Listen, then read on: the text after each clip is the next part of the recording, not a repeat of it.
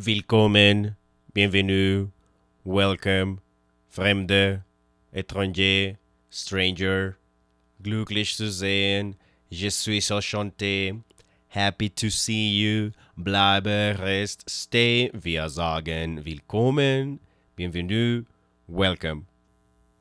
Bueno, ¿cómo les parece que estuve en la Feria del Libro naturalmente? Pues yo soy fan de la Feria del Libro, a mí me gusta ir a Corferias. Pues sí, no solamente por el gentío, porque qué pereza ir a ver gente, sino porque de repente hay conferencias, hay cosas interesantes para sentarse a escuchar. También esa es la idea de ir a la Feria del Libro, ¿sí? Ir a sentarse a escuchar algo y aprender alguna cosa nueva.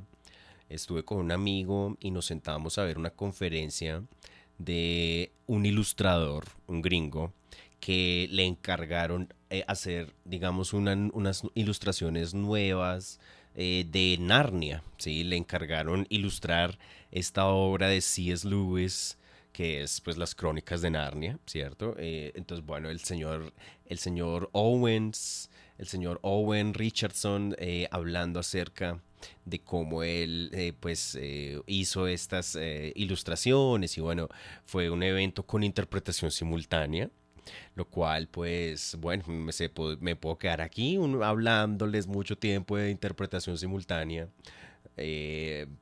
Digamos es difícil, es mucho más difícil hacer una simultánea, mucho más exigente para la cabeza, en contraposición a una interpretación consecutiva, ¿no? Ahí sí nos ponemos técnicos en el asunto, hablamos de una interpretación simultánea y una interpretación consecutiva, ¿sí? En simultáneo es que eso se hace en el calor del momento, ¿sí? Lo que va diciendo la persona uno lo va interpretando y bueno, eso también se hace con relevo, ¿cierto? El verbo alemán para eso es ablösen. Ablösen es el verbo alemán relevar, que es lo que hacen los intérpretes, los Dolmetscher, porque eso es muy exigente para la cabeza. En cambio, la interpretación consecutiva ocurre con toma de notas. Uno tiene que tomar apuntes y primero la persona dice las cosas y uno va apuntando y después uno hace la interpretación. Entonces, bueno, hay modalidades que se hacen en el mismo momento, ¿no? Hay una modalidad de interpretación que se hace en el mismo momento y otra modalidad de interpretación que se hace posterior, ¿no? Que es lo que llamamos consecutivo versus simultáneo. Y así se llama en alemán, se llama simultán un consecutiv. Estaba hablando con un amigo berlinés, Marcus, le escribo a veces aquí en alemán o en español. Bueno, él como también tuvo muchos años una novia española, aprendió a hablar español. Marcus vive en Berlín, es berlinés, él es de allá. Y le dije el verbo memorisieren. Le dije que me había visto unos programas de humor y que me había memorizado algunos chistes que me han parecido muy chistosos de la televisión alemana. Eso sí les voy a hablar pues, les voy a hablar pues todo el año, el resto del año les voy a hablar de Lady Kraja y Anke Engel, que estoy obsesionado viendo sus sketches porque no solamente me dan risa, sino que me enseñan también en alemán. La observación de la lengua alemana también puede ocurrir a través de los medios, es así. Eso también es un trabajo filológico. De modo que vamos a hablar pues del resto del año de Anke Engelke y de Lady Kraja y todo ese grupo de comediantes de sketches, ¿no? Un sketch comedy group. Eso es lo que es Lady Kraja, pero en alemán, de lengua alemana. Un fenómeno de los años 2000 hacia acá, un fenómeno que ya tiene más o menos unos 25 años. Anke Engel que sigue actuando y etcétera. Bueno, hablaremos de todo eso. Entonces mi amigo Marcus me dijo que el verbo memorisieren, el verbo memorizar, suena de pronto muy elegante, así pues, que él diría más bien los verbos merken. ¿Ne? Ich habe mir gemerkt o einprägen o eingeprägt. Él me dijo, bueno, o el verbo merken o el verbo einprägen, ¿ya? Pues, le sonaría un poco más natural, más alemán. Memorisieren es así muy españolizado, muy latinizado. Pues uno pudiera hablar con esos verbos y ellos entenderían a lo que uno se está refiriendo, pero no es propiamente alemán, pues porque uno no proviene del espacio alemán. Efectivamente, ahí vamos a ver esas diferencias culturales. De pronto uno se puede comunicar con los de hablantes de alemán, pero ellos son ellos y nosotros somos nosotros, eso es contundente. Entonces mi amigo Marcus me dijo que el verbo memorisieren le sonaba así muy elegante en alemán. Les contaba que estuve en la Feria del Libro donde el país invitado fue la India. Y bueno, pues la India me hace pensar indudablemente en el tema del yoga y la meditación y qué significan esas palabras. Tengo entendido que yoga, lo dijeron allá, lo dijeron en una conferencia, un grupo de, pues, de meditadores. Lo llevaron allá a hablar, no voy a decir el nombre, pero bueno, explicaron el origen de la palabra yoga. Dijeron que yoga significa vínculo, conexión. Eso quiere decir, es la misma etimología de la palabra latina religión. Religión. O sea, ligar. O sea, ligar, digamos, ligarse con la divinidad. El verbo ligarse es como el verbo conectarse, como el verbo vincularse. Tiene que ver igual con la idea de un vínculo, ¿sí? Con lo divino, de una conexión con lo divino. En alemán usaríamos la palabra Verbindung, eine Verbindung en alemán. De modo que explicaban eso. Yo no sé si la gente que en el occidente le venden, es que es así, eso sí que nos ponemos, pues, si nos vamos a poner a discutir, es con argumentos, con ideas que muchas veces no se pueden criticar porque al parecer hay cosas en la cultura más allá de la crítica, cosas incriticables, una de las cuales es por ejemplo el temita del yoga. Yo me pregunto si toda esta industria del bienestar que se le vende al occidental, como Colombia también es occidental, Colombia es el occidente. Contundentemente el país de Colombia es el occidente y nosotros frente a los hindúes somos lo otro, somos el distinto. Ellos nos ven hacia a nosotros como algo que nos es lo mismo que ellos, ¿sí? Entonces ellos pueden también empaquetar su cultura como el bienestar que te van a ofrecer y que te van a vender y eso es de esa manera, eso es contundente. Yo le digo a eso la espiritualidad de tarjeta de crédito. Yo le digo a eso la espiritualidad de tarjeta de crédito porque eso sí que es también una vaina donde la gente cae en engaños y son propensos a todo tipo de etcétera. O sea, ustedes saben que eso es de esa manera. Yo me pregunto si en el occidente a las personas que compran la idea del bienestar de tarjeta de crédito entienden de manera profunda, meditada, pensada. Es que esa palabra meditar también te la han definido mal. Esa palabra meditar también te la han definido mal, porque entonces meditar parece que fuera no pensar en nada. Meditar parece que significara dejar la mente en blanco y no tener ningún pensamiento. Yo no creo que eso sea de esa manera. Yo que soy un nada y un nadie y no he hecho ninguna especialización en la Universidad Nacional, yo te digo que la palabra meditar te la han definido mal. Te han definido mal qué es lo que significa la palabra meditar. ¿Quiere decir no tener ningún pensamiento? ¿Quiere decir tener la mente en blanco? Al contrario. Al contrario, hay un filósofo, que en este momento se me va el nombre, al cual se le atribuyen las meditaciones. Me parece que es Marco Aurelio. Las meditaciones de Marco Aurelio son pensamientos, reflexiones, ideas. Meditar en realidad quiere decir que uno se pone a pensar profundamente acerca de algo. Meditar quiere decir que uno se pone a analizar profundamente una idea de qué se trata, entenderla, observarla. Pues me parece que esa es más bien la idea del verbo meditar, pero la industria de la espiritualidad de tarjeta de crédito le ha vendido la idea a la gente de que meditar es no tener ningún pensamiento, porque como el occidente es tan acelerado, porque como vivimos pujantes y estresados. Entonces poco sabríamos de las mitologías hindúes, poco sabría. ¿Ustedes han conocido hindúes? ¿Les han dado la mano? Yo sí he conocido gente de ese país cuando estuve en Alemania. Son gente muy interesante. Son gente también muy emprendedora, trabajadores. pues todo el tema de IT y todo el tema de tecnología es así. Ellos son el personaje de The Big Bang Theory, Rajesh. Es un cliché de eso, de el científico, el de ingeniería, el de tales que tiene mucha billete, mucha, que tiene billete, que viene de una familia que tiene muchas expectativas sobre él. Eso es así, eso es de esa manera. Y bueno, pues tuve la oportunidad bueno, de conocer hindúes, compartir con ellos, hablan su lengua, hablan pues su manera de hablar el inglés, que es muy interesante. Es lo mismo que uno escucha en las series, es así. Y bueno, su país con esos millones de lenguas entenderá la diversidad del país de la India, se entenderá qué es lo que significa la cultura, de dónde proviene el yoga, el cual el occidente está obsesionado con eso. El occidente eres tú y soy yo. El occidente obsesionado con la idea del bienestar y las culturas orientales. Entenderemos, ustedes saben que en la India hay un idioma que es el tamil.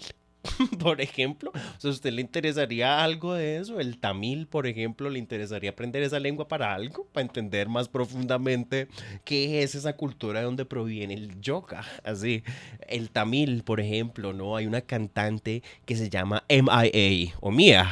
MIA, una rapera británica, ella pues de raíces tamiles, ¿sí? Los tamiles son también una etnia que vive allá en la India, pero pues son eso, son ellos mismos, son los tamiles, ¿no? Del sur de la India, ¿no? De allá también es la pastora Chris Hilt, por si acaso. Esta señora es muy interesante, la pastora Chris Hilt. Quiero entrevistarla acá en mi podcast. Ella es de allá y ella hablaba tamil de pequeña y etcétera. MIA, Mia, esta rapera británica de raíces tamiles, escribió una canción que se llama Paper Planes. Paper Planes, donde ella se burla del tema de que uno por venir del llamado tercer mundo es un man con bombas y etcétera. Bueno, así, o sea, burlándose de la idea de que el tercer mundo va al primer mundo a hacerles cosas malas y así, particularmente después de los ataques del 1 de septiembre, este tipo de cosas, donde ella tuvo un problema con un visado, que no la dejaron entrar a los Estados Unidos, y tenía que ver con el tema de que ella era de esa procedencia tamil, porque allá en los tamiles tenían también como un tema de guerrilla y etcétera. Bueno, efectivamente, uno de pronto con los hindúes tiene que ver con ese tipo de cosas, pero ¿en qué medida uno sabe eso? ¿Uno en qué medida sabe que allá hay un idioma que es el tamil? ¿Cuál es el significado de la palabra yoga? Empezando por eso. Sí, los mantras y esas, digamos, sonidos que se repiten, bueno, ¿entendemos el significado de eso? Yo sí que me he puesto a investigar sobre crítica al tema del yoga, antes de que me lo vendan y me lo empaqueten en la industria de la espiritualidad de tarjeta de crédito. Hay gente que critica el yoga desde la perspectiva cristiana. Yo no soy creyente, no soy cristiano, siempre me he considerado ateo, pero el yoga, los cristianos, los que sí creen y tienen fe en el occidente, en lo que es la cultura judio-cristiana de raíces grecolatinas, nosotros en Colombia tenemos que ver con eso, indudablemente. También tenemos la beta indígena, pero somos también eso, somos también lo otro.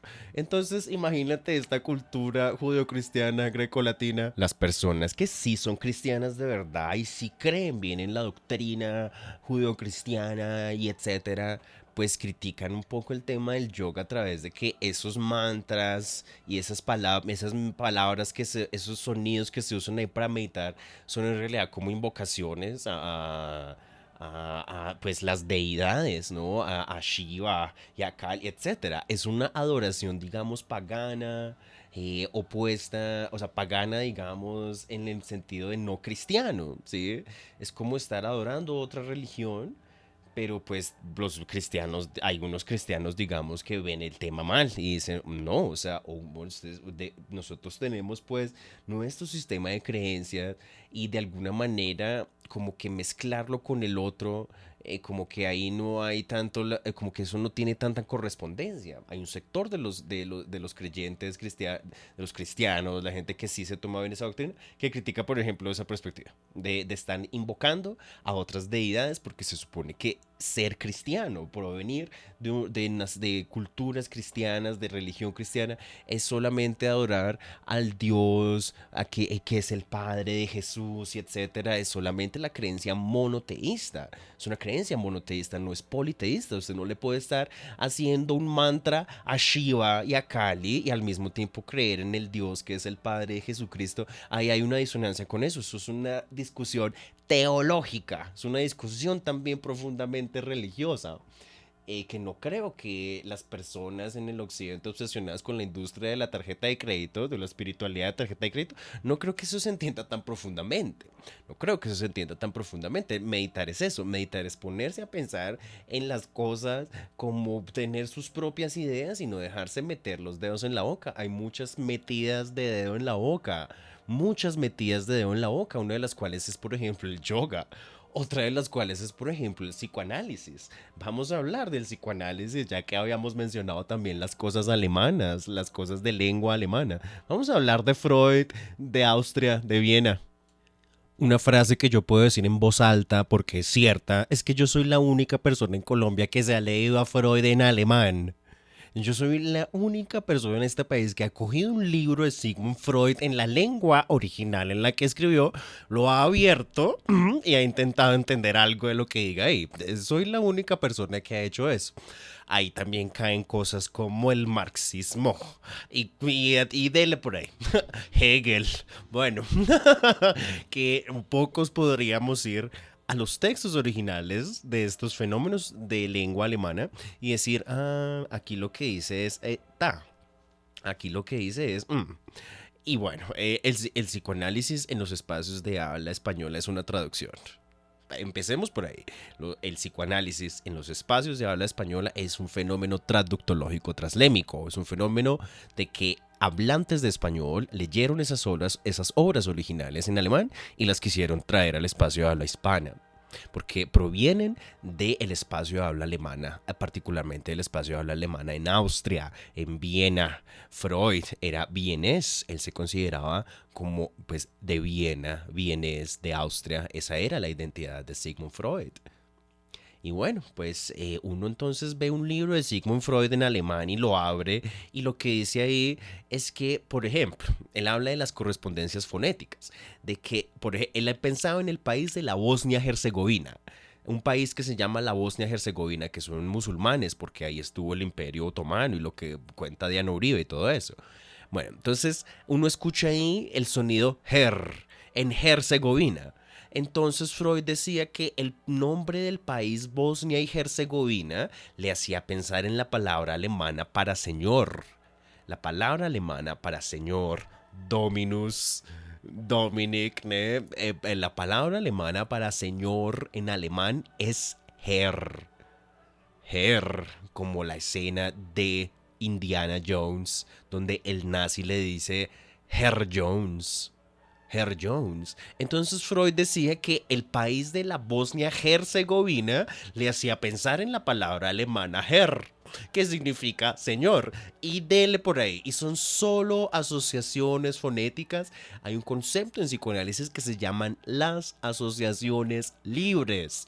Las asociaciones libres. Hágame el favor, esa libertad, ¿cómo la medimos? ¿Cómo medimos qué tan libre es esa asociación? Porque eso puede ser cualquier cosa que usted quiera. Por ahí circula en YouTube un video de un aspirante a reggaetonero, un nadie que no sé ni quién es, que decía que la palabra fútbol era foot, pero que no significaba pie, sino food de comida, ¿cierto? Y que ball no era balón o pelota, sino que era de la deidad Baal, una deidad sumeria, me parece, pues en todo caso una deidad pagana, no cristiana, que se llama Baal. Baal. Entonces que el fútbol era la comida de la deidad Baal. Y este man hacía toda una interpretación de eso solamente por la correspondencia fonética. Pues está muy equivocado. Yo, sin ser fan del fútbol, porque eso sí, el que me haya conocido en vida sabe que a mí el fútbol no me interesó y aún no me interesa y no creo que en el futuro me vaya a interesar. Pero a mí sin que me interese, a mí sin que me interese el fútbol para nada, le digo, ¿usted cómo va a interpretar eso? Foot es la palabra pie y ball es la palabra balón y se acabó. Eso no es porque es que a usted le suena parecido a la palabra inglesa comida, a la palabra inglesa food y que porque a usted le parece que ball en inglés es parecido al nombre ball, entonces usted dice, claro, el fútbol es la comida de los demonios. No. No, no, no. Podemos criticar el fútbol desde la corrupción de la FIFA o lo que usted quiera, de las carretas identitarias, de las carretas nacionales y todo eso. Entonces, eso lo podemos criticar desde esa perspectiva, pero no hagamos una asociación libre ahí como si eso fuera cualquier cosa, porque eso no tiene ningún tipo de fundamento. Es lo que vemos que ocurre a través de la interpretación de las asociaciones fonéticas. Freud es muy responsable de eso. La última metida de dedo en la boca que vamos a criticar es la ideita del progreso. La idea del progreso, el bus del progreso en el cual nos hemos estado subiendo hace ya 25 años, vamos un cuarto del siglo XXI. Vamos un cuarto del siglo XXI donde parece que estamos yendo hacia algún lugar hacia adelante que se llama el futuro, encima de un vehículo llamado el progreso. A nosotros nos parece que es muy avanzado y tecnológico que toda la vida de nosotros se haya recluido aquí en pantallas. Que toda la vida de nosotros se haya recluido aquí en las pantallas y ya no tengamos el contacto físico de las personas. Las personas se reducen a rectángulos, a circulitos flotando acá en las pantallas. No hay el contacto del café, del postre, de oler una comida que uno va a compartir con el otro. Eso ya no existe acá en este mundo de tanta tecnología y tanto progreso, donde tu familiar que emigró a Canadá se murió y toda la vida no fue nada más que un triángulo, una figura geométrica, un circulito, un rectángulo vertical o un rectángulo horizontal donde aparece ahí la imagen del otro, pero la persona no está junto a ti. Tú no tendrías 25 millones de pesos para ir a dar un pésame a Canadá, de modo que la presencia física empieza a costar 25 millones de pesos. Es a eso a lo que le decimos el progreso. Es a eso a lo que le decimos el avance de la tecnología y la crítica a la tecnología y al progreso no es tampoco nada nuevo. Yo no estoy acá siendo polémico como si yo creyera que soy sui generis y soy el primero en hacer esto. Olvídense. Olvídense. Olvídense en que no. Olvídense en que yo soy el primero creyéndome que estoy criticando la tecnología. Claro que no. Dejemos eso en claro. La crítica al supuesto avance tecnológico, eso es un problema inherente a la misma naturaleza del sistema económico, también conocido como el capitalismo, also known as capitalism, ¿ok? Es uno de los problemas originarios del sistema económico, que por el avance tecnológico se están perdiendo muchas cosas humanas, que como lo que hace una máquina, ahora como que lo que hacen 100 personas lo hace una máquina, 100 personas desempleadas, el factor humano dejado a un lado, el factor humano dejado en un segundo plano. Ese es uno de los problemas inherentes al sistema económico. Eso no es nada nuevo, eso no es nada nuevo. Nosotros vamos, se habla de la cuarta revolución industrial, todavía es ese mismo mundo. Todavía es ese mismo mundo. En la primera revolución industrial ya pasaba eso, que el avance tecnológico dejaba al humano a un lado. Desde muy tempranamente, es una idea muy primitiva. Yo aquí no me estoy inventando nada. De modo que en el siglo XX también continuaba la crítica, ¿no? El capitalismo venía siendo una cosa como ya asentándose de finales del siglo XIX, en el 1850 en adelante más o menos. Y bueno, en el siglo XX continúa la crítica. Una de las críticas también como a que a un lado, a que estamos dejando a un lado lo humano por el avance tecnológico, por el avance económico y porque tenemos plata para construir muchos edificios, pero no estamos viendo el factor humano. Uno de los géneros de la literatura que ha criticado eso es el cyberpunk. El cyberpunk. Hay un autor que se llama Philip K. Dick. un estadounidense, un americano que se llama Philip K. Dick. Dick es como se les dice a los Richards, ¿no? Hay un chiste muy chistoso ahí, bueno, un día se los cuento. Philip K. Dick escribió Sueñan los androides con ovejas eléctricas. Sueñan los androides con ovejas eléctricas.